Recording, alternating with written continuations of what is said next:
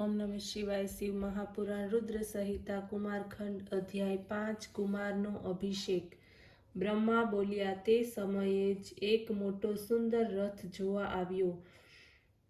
તે વિશ્વકર્માએ બનાવ્યો હતો. તે અત્યંત મનોહર હતો, વેગવાન હતો. પાર્વતીએ તે મોકલ્યો હતો. ચારે બાજુ પાર્ષદોથી ઘેરાયેલો હતો. આ રથ અહીં જ ઉતર્યો. દુઃખી હૃદયે કાર્તિકેય તેના ઉપર આરૂઢ થયા. 6 કૃતિકાઓ વ્યાકુળ થઈ પોતાના કેશ પાશને મુક્ત કરીને ત્યાં આવીને ઊભી રહી. તેમણે કહ્યું કે તમે અમારા પુત્ર છો. અમે તમને ઘણું વહાલ કર્યું છે. હવે અમે ક્યાં જઈએ, શું કરીએ? એ પ્રમાણે કહેતી તેમણે કાર્તિકેયને હૃદય સરસો ચાંપ્યો. પુત્ર વિયોગને કારણે ત્યાં જ તે મૂર્છાધીન થઈ ગઈ. કુમાર તેમને આધ્યાત્મ જ્ઞાન આપી સુખદાયક અને માંગલિક સમય જોઈને પાર્ષદોની સાથે ચાલી નીકળ્યા. વિમાનમાં બેસીને કૃતિકાઓ અને નંદીશ્વરની સાથે કૈલાસમાં આવેલા અક્ષયન્યગ્રોધ વૃક્ષની પાસે આવ્યા. દેવતાઓએ તેમના આગમનના સમાચાર શિવને આપ્યા. વિષ્ણુ વગેરે દેવતાઓ અને મહર્ષિઓને સાથે લઈને ગંગાથી ઉત્પન્ન કુમારને જોવાને માટે આવ્યા. શંખનાદ ભેરીનાદ થવા લાગ્યા. દેવતાઓ મહોત્સવ મનાવવા લાગ્યા. વીરભદ્ર વગેરે વગેરે અનેક પ્રકારના તાલ લયથી શિવજીની સ્તુતિ કરવા લાગ્યા. બધા જ પ્રસન્ન થયા. જય અને નમઃ શબ્દ થઈ રહ્યો હતો. બરુઓની વચ્ચે જન્મેલા શિવ પુત્રના દર્શન સર્વ કરી રહ્યા હતા. પાર્વતીને તો ઘણો મોટો આનંદોત્સવ હતો. તેણે મંગલ ઉત્સવ મનાવ્યા. શિવા સાથે દેવતાઓ પણ મહોત્સવ મનાવવા લાગ્યા. શિવા અને શિવની અદ્ભુત શોભા હતી. દેવતા અને ઋષિઓ તેમની સ્તુતિ કરવા લાગ્યા. કુમાર પ્રેમથી શિવના ખોળામાં બેઠા હતા અને રમતા હતા.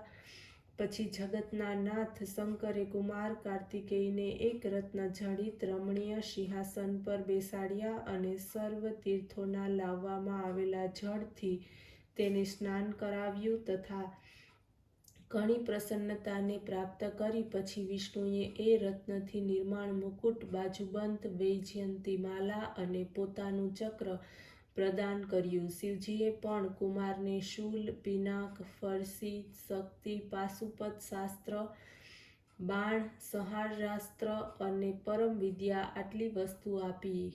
મેં યજ્ઞોપવિત, વેદમાતા, ગાયત્રી, કમંડલ, બ્રહ્મશસ્ત્ર તથા શત્રુ મર્દન કરનારી વિદ્યા આપી. ઇન્દ્રે પોતાના ઐરાવત તથા વજ્ર, વરુણે છત્ર તથા રત્નમાલા આપી. સૂર્યે મન સમાન ગમન કરનારો શીઘ્રગામી એક રથ અને કવચ તથા યમરાજે દંડ અને સમુદ્રે અમૃત કલશ લાવીને આપ્યો. કુબેરે પોતાની ગદા આપી. શિવજીને પોતાનું શૂલ આપ્યું. આ પ્રમાણે સર્વ દેવતાઓએ તેમણે અનેક પ્રકારના શસ્ત્રો અને ઉપાય આપ્યા. પાર્વતીજીએ ચિરંજીવી રહેવાનો આદેશ આપ્યો. લક્ષ્મીએ દિવ્ય સંપત્તિ અને એક મનોહર હાર આપ્યો. સાવિત્રીએ બધી સિદ્ધિઓ આપી. અન્ય ઉપસ્થિત દેવતાઓએ બાળકના પાલન માટે યથાશક્તિ જે આપવામાં જેવું હતું તે આપ્યું. ત્યારે બ્રાહ્મણે કહ્યું કે આ સર્વ ચરિત્ર તો તારકાસુરના વધનું છે. હવે આપણે બધા લોકો એને મારવા માટે જઈએ છીએ. આ માંગલિક કાર્યને માટે આપ કુમારને આજ્ઞા આપો કે અમારી સાથે આવે. ભગવાન શિવે આજ્ઞા આપી. શિવાજ્ઞાથી બધા દેવતાઓએ કુમારને અગ્રણી બનાવ્યા અને તે તરફ ચાલ્યા. આ બાજુ કૈલાસથી ઉપર ત્વષ્ટાએ વિષ્ણુની આજ્ઞાથી તે પર્વતની નજીકમાં એક સુંદર નગર બનાવ્યું હતું. સાથે જ કુમારના સ્વયં નિવાસના માટે એક અત્યંત મનોહર અને સુંદર રાજમહેલ બનાવી એક અદ્ભુત સિંહાસન મૂકવામાં આવ્યું હતું. આ રીતે દેવતાઓએ તેમને સાદર અભિવાદન કર્યું. કુમારે સર્વના સામિત્વનું ગ્રહણ કર્યું. અધ્યાય 6 કુમારનું અદ્ભુત ચરિત્ર. બ્રહ્મા કહેવા લાગ્યા, હે નારદ, ત્યારે ત્યાં સ્થિત કાર્તિકેયને ભક્તિદાયીની કેટલીક કથાઓ સંભળાવી. પછી એક નારદ નામનો બ્રાહ્મણ તેમને ચરણમાં આવ્યો.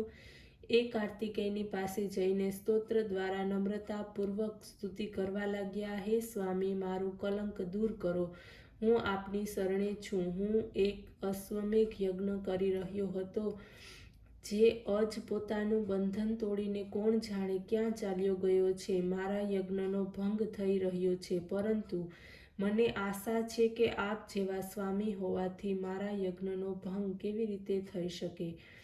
આપ સંપૂર્ણ વિશ્વના સ્વામી છો. આપને સેવા યોગ્ય સમજીને બધા દેવતાઓ આપની સ્તુતિ કરે છે. આ દેવતાઓના સમ્રાટ અને શિવના પુત્ર છો. ત્યારે તેમની આ પ્રમાણેની પ્રાર્થના સાંભળીને સ્વામી કાર્તિકેય પોતાના વીરબાહુ નામના પ્રધાન ગણને તે બ્રાહ્મણના યજ્ઞને પૂર્ણ કરવાને માટે આજ્ઞા આપી. તે મહાવીર ગણ એ અજ શોધવા લાગ્યા. તેમણે સર્વ બ્રહ્માંડોમાં તેને શોધ્યો, પરંતુ તેનો ઉપદ્રવ તમે સાંભળ્યો અને જાણ્યું કે નહીં? તેણે ઉપદ્રવ કર્યો હતો, પરંતુ તેણે તેને પ્રાપ્ત ન કર્યો. ત્યારે કુમારનો તે ગણ વિષ્ણુલોકમાં ગયો. ત્યાં તેણે જોયું કે તે મહાબલી અજ ઘણો જ ઉપદ્રવ કરે છે. કુમારના વીર ગણે એને પકડ્યો અને પોતાના સ્વામીની પાસે તેને લઈ આવ્યો. ભગવાન કાર્તિકેય સમગ્ર ત્રિભુવનનો ભાર ધારણ કરી તેના ઉપર ચડી બેઠા. તે તેમને લઈને ત્રૈલોક્યની પરિક્રમા કરવા લાગ્યા. એક મુહૂર્તમાં જ તેમણે સમસ્ત ત્રૈલોક્યનું પરિભ્રમણ કરી લીધું. પછી આવીને તે ત્યાં જ ઊભો રહ્યો જ્યાંથી તે ભગવાનને લઈ ગયો હતો. સ્વામી તેની પીઠ પરથી આસન ઉપર બિરાજ્યા.